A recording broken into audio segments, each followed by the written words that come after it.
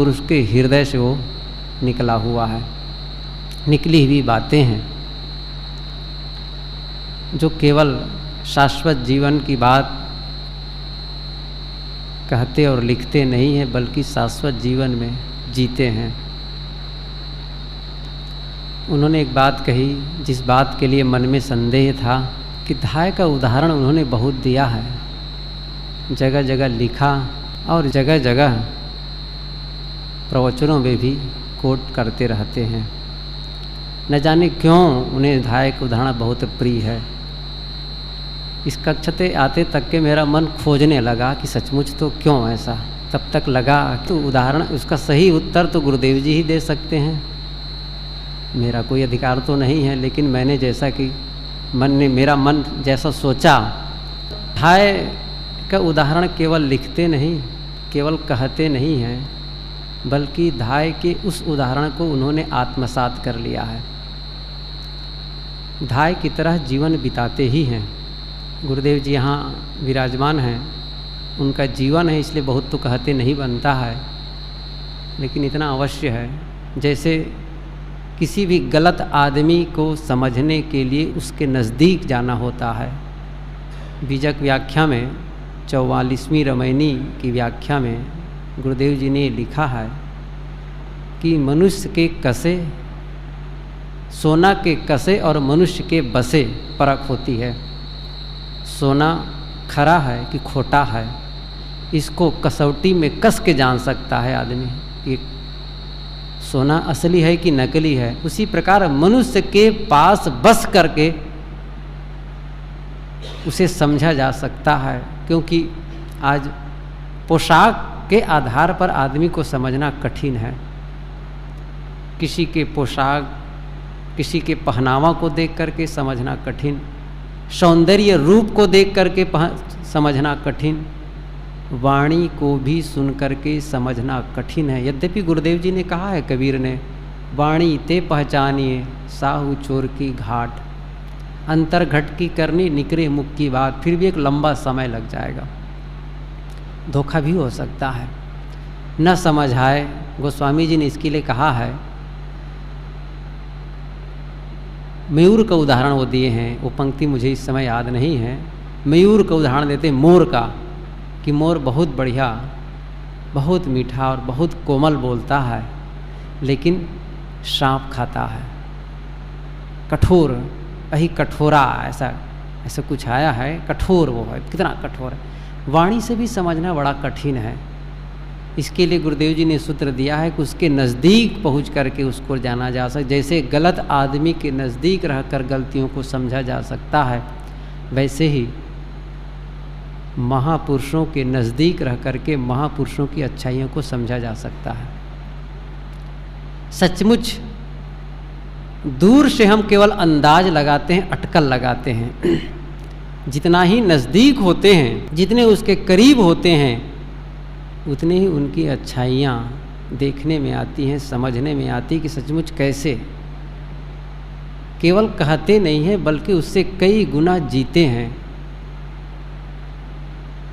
बहुत दिनों से मैं तो गुरुदेव जी के पास नहीं रहा, कुछ वर्षों से हूँ तो बहुत पुराने परिचित, बहुत दिनों से है, लेकिन अंतरंग कुछ वर्षों से और जितना ही अंतरंग हुआ उतना ही पाया कि सचमुच किस प्रकार अंदर बाहर बिल्कुल कांच की तरह हैं। बात ये उठी थी कि कैसे वो धाय का उदाहरण देते हैं, न जाने क्यों उनको बहुत प्रिय है। वस्तुतः एक कारण वही है, धाय की तरह रहते हैं। कितने साधक आते और जाते हैं, धाय की तरह रहते हैं। कितना ही वो प्यार करते हैं सबके प्रति, कितना ही आकर्षण, कितना ही सबको स्नेह देते हैं, लेकिन सबसे रहित हैं, बिल्कुल अलग थलग, धाय की तरह, कमल पत्र की तरह। दो उदाहरण, कमल पत्र हैं संत जन, वो है ही है, और धाय का उदाहरण वो देते हैं। बात ये उठी थी कि हम जीवन में दुखी हैं, दुख है जीवन में, उस दुख से सुख में जाना है, यही जीवन का उद्देश्य है। एक उदाहरण बताऊं, बहुत गंभीर बातें आप लोगों ने सुनी अभी तक। एक संत एक भगत के घर पहुँचे, शाम के समय सत्संग लोग बैठे तो पाठ हुआ, सत्संग में लोग बैठे, परिवार के लोग। तो गृह देवी से संत ने पूछा, तो घर की मलकिन थी, उनसे पूछा कि तुम ये बताओ, तुम्हें चावल और दाल दे दें तो खिचड़ी बनाना जानती हो? तो कहा कि महात्मा जी ये कोई बड़ी बात है, ससुराल आने के पहले जब मैं नैहर में थी तभी से खिचड़ी बनाना जानती हूँ। आप चाहे अरवा चावल का बनाओ चाहे भुजिया चावल का, मैं सब जानती हूँ। अच्छा, उन्होंने कहा कि ठीक है, चावल मिल जाए और दूध दे दें, चीनी दे दें तो खीर बनाना जानती हो? हाँ, इसमें कौन बड़ी बात है, मैं खीर बनाना भी जानती हूँ और अच्छी तरह जानती हूँ। अच्छा, दूध से तुम दही बनाना जानती हो? कहा बिल्कुल, दूध से मैं बिल्कुल बढ़िया दही बनाना जानती हूँ, बिहार की तरह। और दही ही नहीं, दही से मक्खन निकालना जानती हूँ और मक्खन से घी बनाना जानती हूँ। मतलब जितना महात्मा जी पूछते थे उससे कहीं अधिक वो जानती थी। लेकिन महात्मा जी केवल पूछ नहीं रहे थे, कुछ और जानना चाहते थे। उन्होंने कहा ठीक है, बहुत बढ़िया, मैं जो भी पूछता हूँ उससे कहीं अधिक तुम जानती हो, बहुत बढ़िया, अच्छा है। लेकिन एक बात और अंतिम में बता दो, क्या तुम दुख में से सुख बनाना जानती हो? बस इतना ही पूछना था, क्या तुम दुख में से सुख बनाना जानती हो? वो बहन चुप हो गई। माँ ने सब कुछ सिखाया, सहेलियों ने सब कुछ सिखाया, लेकिन दुख में से सुख बनाना नहीं सिखाया। संत ने कहा यही जीवन की असली पॉइंट है, असली स्थिति है कि दुख में से सुख कैसे बनावें। जीवन में दुख है, अभी सुन ही रहे थे, दुख कबीर साहब ने कहा ही है, तन धरी सुखिया कोई न देखा, जो देखा सो दुखिया। शरीर धारण करे और दुखी न हो, वस्तुतः इस शरीर मिला ही है दुख भोगने के लिए और दो काम के लिए, एक दुख भोगने के लिए और एक दुख छुड़ाने के लिए। प्रारब्ध कृत जो भोग हैं उसे भोगना ही है, लेकिन उसके बाद एक ऐसा काम करना है जो दुख आया नहीं है उसको हटा देना है। योग दर्शन में एक सूत्र आया है, हेयम दुखम अनागतम। हेयम, हे त्यागने योग्य है क्या? दुख। कौन सा दुख? अनागतम, आगत जो आया नहीं है अभी, वह दुख त्यागने योग्य है। जो दुख आया नहीं है, ये शरीर तो मिला, इसका भोग भोगना ही पड़ेगा, चाहे ज्ञानी हो अज्ञानी हो। किसी को पता नहीं है कि अगले क्षण हमारे शरीर की क्या स्थिति होगी, कल परसों में, साल भर के बाद कौन सी बीमारी आ जाएगी, किसी को पता नहीं। वो भोग भोगना ही है, किसी को भी आ सकता है। ज्ञानी को भी कष्ट होते हैं, शारीरिक तकलीफ होती है, चाहे रमण महर्षि के विषय में सुनते हो, चाहे रामकृष्ण परमहंस के विषय में सुनते हो, चाहे सदमहंस के विषय में सुनते हो, चाहे सदगुरु विशाल देव के विषय में सुनते हो, और भी नाम किसका किसका लिया जाए। जो महापुरुष ज्ञानी थे, आत्मलीन पुरुष थे, उनको भी शारीरिक कष्ट आता है, दुख आ जाता है, लेकिन वह दुख जो आया नहीं है वह त्यागने योग्य है। हेयम दुखम अनागतम, वह है जन्म मरण का दुख, और वो शरीर के आने पर होगा। को शरीर के आने पर होगा, को शरीर के आने पर दुख मिलेगा। अगले जीवन में जो दुख आने वाला है उसको ना आए, उसको त्यागना है। तो क्या होगा? क्या इस शरीर के छूटने के बाद संभव है? कल्पना करें, नहीं संभव है। क्या शरीर का अंत हो जाएगा तब संभव नहीं है? और आया नहीं, हमको तो यह चाहिए कि अब शरीर मिले ही ना अगले टाइम, ताकि वो दुख हो ही ना, क्योंकि तन धरी सुखिया को ही ना देखा। शरीर मिला तो फिर दुख शुरू हुआ। इसलिए साहब कहते हैं वह काम ही ना करो, कि शरीर मिले। तो वो कब होगा? वो इसी जीवन में होगा।